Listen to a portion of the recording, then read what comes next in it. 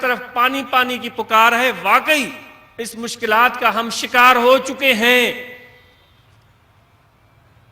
آج شہروں میں بسنے والے بھی پانی کے لیے پریشان ہیں.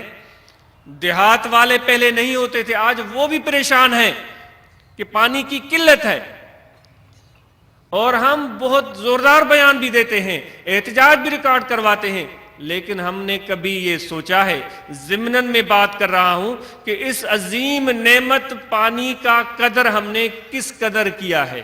آج حقوق انسانی کی بات ہوتی ہے, آج جانوروں کے حقوق کی بات ہوتی ہے, آج قوموں کے حقوق کی بات ہوتی ہے, لیکن میں آپ کو عرض کر دیتا ہوں, میرے آقا انعامدار حضرت صلی اللہ علیہ وآلہ وسلم نے جو شریعت اور اسلام میں ہمیں حقوق کا تصور دیا ہے, انہوں نے یہ امر فرمایا ہے کہ ہر وہ چیز جو اللہ نے تخلیق کی ہے, وَخَلَقَ لَكُم مَّا فِي الْأَرْضِ جَمِيعًا, سورہ بقرہ کی آیت ہے غالباً.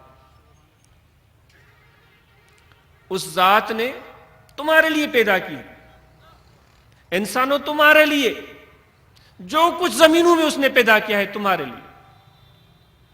وہ ایک چیز جس سے تم استفادہ کرتے ہو, جس سے تم نفع پاتے ہو, یاد رکھو اس چیز کا حق بھی اللہ نے تم پر عائد کر دیا ہے. مستی مت کرو. جب نعمت کی کثرت ہوتی ہے, سندھی میں چوندا ہے رڈ جو پیٹ بھربو آ تو دڑیوں ٹپندی آ, ہلن کو نہ پجے سوں. پو رڈ وانگے جڑے اساں جو پیٹ بھربو ہے تو اساں وری دڑیوں ٹپندا آहियूं, وڏا ٻول ॿोलींदा आहियूं. جنहिं کہ اللہ وارے ساں طواف بیت اللہ کندے کہیں کہ عامر جابر بادشاہ جی مڈ بھیڑ تھی وئی, ان کی باہمی ان کا ٹکرا ہو گیا. کسی کا پاؤں اس فقیر کا پاؤں اس کے پیر پر آ گیا یا اس کے چوغے پر آ گیا, جو لمبا چوغا وہ چھوڑ کر آگے بڑھ رہا تھا. تو اس نے فوراً یہ سوچا کہ میں حکمران, میں بادشاہ, جس طرح میں کہتا ہوں میں پیر, اور لوگ میری تعریفیں کرتے ہیں کہ بھائی واہ واہ, بیڑا غرق ہو گیا.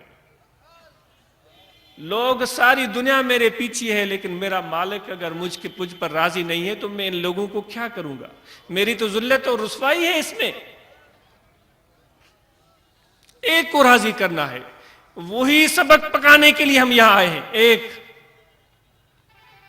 بڑی باتیں, بڑے کتاب, بڑے الفاظ, بڑے دلائل ہم سن چکے اور پڑھ چکے, سینہ نہیں کھلا, سینہ بند رہا, اشکالات حل نہیں ہوئے, بڑھتے چلے گئے. وہی ہماری مشکلاتیں, وہی ہمارے مصائب, وہی ہمارے آلام, صرف اس لیے کہ تم نے علم کو اپنا مقصد بنا لیا ہے اور اسی کے حصول میں لگے ہوئے ہو. جو اصل محبوب ہے وہ تو تمہاری آنکھ سے اوجھل ہو چکا ہے.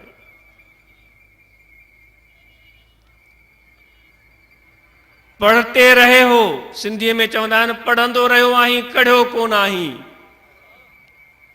پڑھو آہیں تو کڑھو کون آہیں. شاہ صاحب کا بیت مجھے بہت پسند آیا تھا, میں نے یاد کیا تھا لیکن میرے ذہن سے نکل گیا ہے, تو میں یہاں دیکھ کر آپ کو بتا رہا ہوں. پڑھو تا پڑھن کڑھن کین قلوب میں, پڑھ پڑھ کر, پڑھ پڑھ پڑھ, پڑھ پڑھ کر, پڑھو تا پڑھن کڑھن کین قلوب میں, پڑھ پڑھ کر, پڑھ پڑھ پڑھ, پڑھ پڑھ کر. وہ خود کتاب بن گئے ہیں, انسانیت ان میں رہی نہیں, وہ خود کتاب بن گئے. اللہ نے تو ان کو انسان بنایا تھا جس میں ایک دکھ اور درد کو محسوس کرنے والا دل رکھا تھا, محبت کرنے والا قلب رکھا تھا, جو ڈرتا بھی تھا, جو اللہ سے امید بھی رکھتا تھا, جو لوگوں کا درد بھی محسوس کرتا تھا, جو لوگوں سے پیار بھی کرتا تھا. وہ تو ختم ہو گیا. پڑھو تا پڑھن کڑھن کین قلوب میں, پانا لوہ چڑھن جنی ورک ورائن وطرا, وطرا کچھ اس طرح الفاظ ہے. جیسے جیسے پڑھتے چلے جاتے ہیں دل میں کڑھتے نہیں ہیں, اپنے محبوب کی محبت میں نہیں کڑھتے. اس علم کو حاصل کرنے کے بعد افسوس نہیں کرتے، ندامت نہیں کرتے ہم نے تو عمل کچھ بھی نہیں کیا، وہ اور پڑھنا چاہتے، اور پڑھنا چاہتے۔ تو جوں جوں ورق پڑھتے چلے جاتے ہیں، وہ شاہ صاحب فرماتا ہے اتنے اترا ڈوہ انہوں تے مڑباتا ونجن ڈرپ ہی کونے، خوف اللہ جو آہی کون۔ تو میں عرض کر رہا تھا کہ اس مالک کو ہم بھلا تو نہیں چکے ہیں، میں پس تو نہیں چکے ہیں، یہاں اس مقصد کے لیے آئے ہیں، اس غرض اور غایت کے لیے آئے ہیں کہ اس ٹوٹے ہوئے رشتے کو ہم دوبارہ جوڑ دیں۔ ہمیں کسی اور دلیل اور حجت کی ضرورت نہیں، اے میرے مولا تو ایک ہی میرے لیے کافی ہے۔ الف ہے کوئی بس وے میاں جی، الف گدھی دل کھس وے میاں جی، اے میرے مولا تیرا ایک نام میرے لیے کافی ہے۔ میں چاہتا ہوں کہ تیری محبت میں فنا ہو جاؤں، تیرے حضور کو پالوں، اگر تیرے حضور تک میری رسائی نہیں تو کم از کم ان لوگوں کے قریب ہو جاؤں جو تجھ سے محبت کرتے ہیں۔ ان کے قریب نہیں ہو سکا تو ان کی جوتی برداروں کی لسٹ میں میرا نام شامل ہو جائے، یہی میرے لیے غنیمت ہے۔ مجھے ضرورت نہیں ہے کسی اور لقب کی، کسی اور فضیلت کی، کسی اور مقام کی۔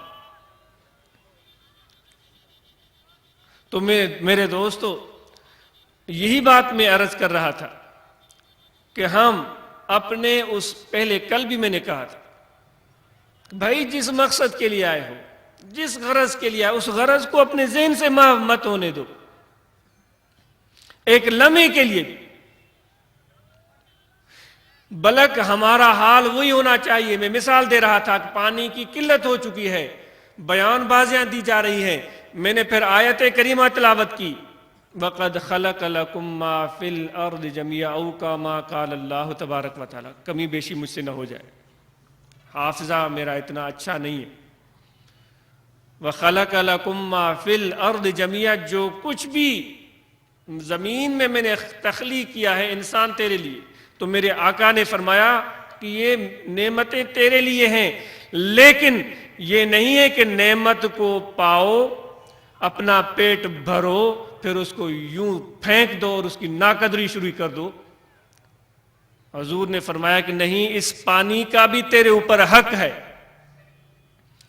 حضور نے، میں عرض کروں گا، حضور نے، میرے آقا نے، حضرت صلی اللہ علیہ وآلہ وسلم نے ماں باپ کے بھی حق بتائے ہیں، بچوں کے بھی حقوق بتائے ہیں، پڑوسیوں کے بھی حقوق بتائے ہیں، اور بڑے تفصیل سے، بہت تفصیل سے پڑھ کر دیکھو۔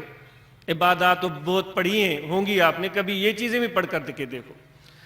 پڑوسیوں کے حقوق بھی بتائے ہیں، یتیموں کے حقوق بھی بتائے ہیں، بیواؤں کے حقوق بھی بتائے ہیں، بلکہ خود عمل کر کے دکھایا ہے۔ جو محبت، جو شفقت، جو رفت، جو رحمت آپ کے سینے میں اللہ کی جمی مخلوق کے لیے تھی، اس کا ہمیں مثال نہیں ملتا۔ تاریخ کو کنگال ڈالیے، نہیں ملے گا۔